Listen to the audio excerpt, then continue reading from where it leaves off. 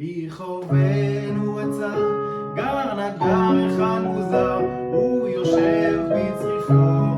ולא עושה דבר, איש אינו בא לקנות, ואין איש מבקר, ושנתיים שהוא כבר אינו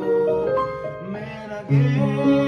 והוא חלום אחד עושה, ובלבבו, לבנות כיסא לאליהו שיבוא, על כפיו אותו יביא לאליהו הנביא, והוא יושב ומחכה לו, כבר שנים חשבו שיזכה לו,